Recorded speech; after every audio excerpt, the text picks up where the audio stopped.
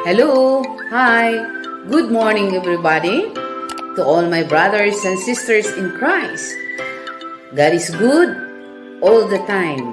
Kagahapon atong naisgutan ang pito kagasa sa Espiritu Santo ug ang mga bunga niini nga mao kini makapalambo diha sa atong simbahan nga mahiusa kita nga motrabaho alang sa lawas ni Kristo aron matuman ang misyon sa simbahan ug sa tibuok kalibutan. Bless the Lord, oh my soul. Oh, my soul, worship His holy name. Sing like never before. Oh, my soul, worship your holy name. The sun comes up, it's a new dawning. It's time to sing your song again. Whatever me pass and whatever lies before me. Let be the singing when the evening comes. Bless the Lord, oh my soul. Oh, my soul, worship His holy name. Sing as ever before. Oh, my soul, worship your holy name.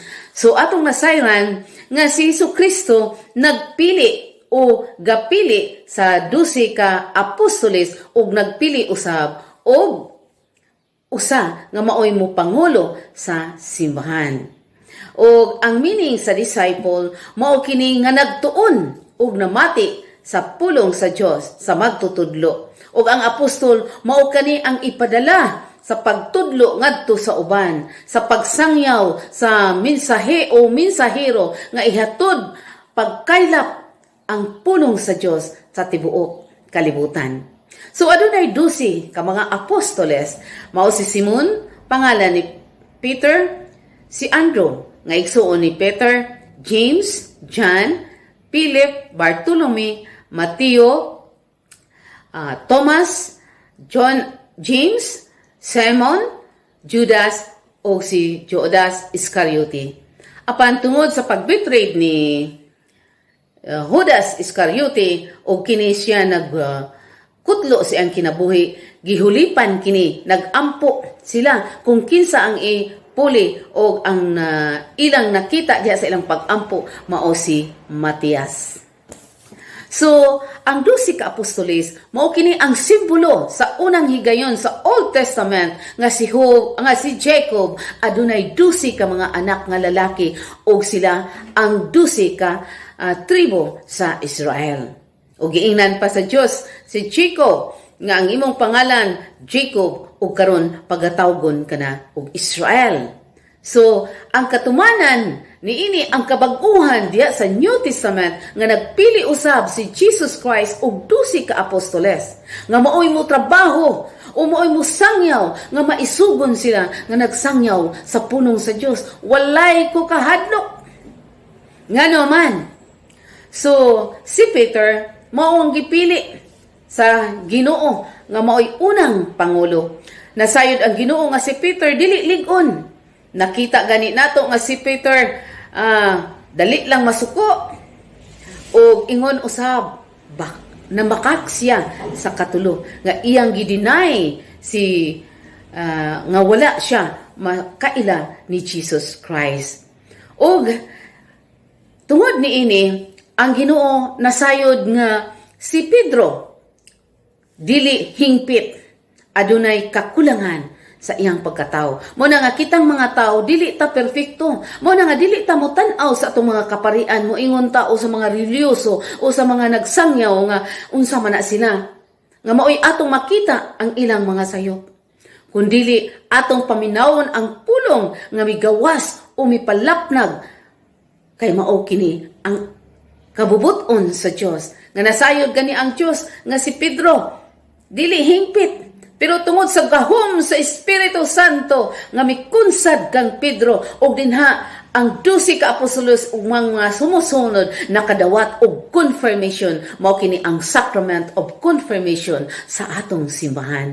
Nga gani pagkunsad sa balang espiritu nagsulti sila sa lain-laing pinulungan ug wala na sila kukahadlok bisan pa ang kamatayon ilang atubangon tungod lamang sa ilang gugma sa pagserbisyo, pagpalatnag ngadto sa tanang mga katawhan. So, mao na nga, nasayod kita. Ug si Pedro usab, gitagaan kini siya espesyal nga assignment sa Ginoo. Nga mao, aron siya mao'y magtukod o bag-ong organisasyon sa pagpangulo ni Pedro. Si Pedro ang unang Santo Papa. Ug ang atong Santo Papa karon aduna na kitay 266 o ang atong Santo Papa karon mao si Pope Francis. Og si Pedro ang unang tao nga gibisitahan human sa pagkabanhaw og dinha gikumpirma ni Jesus nga gipili si Pedro nga mahimong pangulo sa simbahan. So diha sa pagpangulo sa simbahan o sa mga apostoles anaa ang mga hiyas sa Espiritu Santo. Unsa man ang mga hiyas nga ato kanang mabasa sa 1 Korinto 12:8. Anaa ang mga hiyas sa pagsulti og mensahe sa Dios. Ingon man pagdistinguish kung unsa nga espiritu ang anaa sa tao, maayo ba o dautan. Ana usab ang teaching, ang pagtudlo. Nga sila andam mitudlo, misangyaw, nagkatag sila.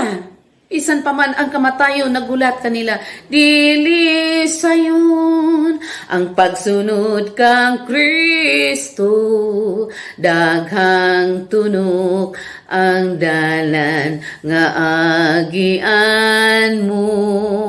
Bugat ang krus nga pagapasanon mo ug ang kamatayon naghulat kanimo. Mao na nga wa sila kukahadlok sa pagtudlo sa mga katawhan. Ug anaa usab kanila ang words of wisdom, ang mga mensahe sa kaalam. Anaa kanila ang knowledge, ang kahibalo sa Roman o sa atong pagtulunan diha sa simbahan hangtod karon. Ug ana usab kana diha ang hiyas sa pagtabang, hiyas sa pagdumana, ug anaa usab ang tagsa-tagsa nila nga malahutayon sila sa ilang pagsangyaw sa pulong sa Dios. Ug ana usab ang pagpalambo sa gawas sa pag-uswag sa simbahan unsa man ni. Mao kana ang faith, ang ilang pagtuo nga ilang gipalapnag ngadto sa tanan, misaksi sila sa pagtinuod nga pagtuo. Miracle nga ang milagro anaa bisan gani si Simon Pedro aduna siya himong mga dagkong mga milagro. Maong dili siya makalakaw og dili moudtong tutok. Kay once mulakaw siya nga dili udtong tutok, taas ang iyang anino, di siya kalakaw. Kay ang mga tao mutuyok kaniya. Kay once ang tao nga masakiton, nga mutamak sa anino ni San Pedro, maayo. Ana ang mga milagro, ana ang paghiling sa mga masakiton, ana ang thanks nga mao ang pagsulti sa lain-lain nga pinulungan. Ug anaa usab ang interpretasyon sa pagsabot sa kahulugan. So mga kaigsuonan ko ni Kristo, gikan sa unang mga apostoles hangtod karon nga mao ang atong mga kaparian, anaa gihapon. Adunay mga kaparian o tao nga anaa siya'y gasa sa pag-ayo sa masakiton, ana siya'y gasa sa milagro. Ug mao kana mga kaigsuonan ko ni Kristo nga kun ang atong mga kaigsuonan makita ni ining mga gasa o bunga sa Espiritu Santo, ilhon sila nga santos ug ikanunay sa simbahan kay sila mga modelo sa atong pagtuo. So, pagkanindot paminawon mga kaigsuunan ko ni Kristo, nga ang Dios sa sinugdanan hangtod karon anaa uban kanato. So gani karon akong nakita diha sa akong Facebook ang akong mga parente nga nagpa-injection o vaccine dito sa Pilipinas, ang akong mga amiga nga nagpa-vaccine sila alang ni ining krisis karon nga atong giatubang nga mao ang COVID. O bisan pa gani ang pinakamahal kong amahan nga si Papa Joe, akong nakita kay gipost nga dito siya sa center, andam siya nga nagpabaksin.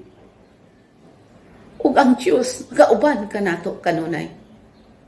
Bisan pa man sa sakit nga atong giatubang karon, pero anaa siya. Mutawag lang ta, mangayo tag pasaylo.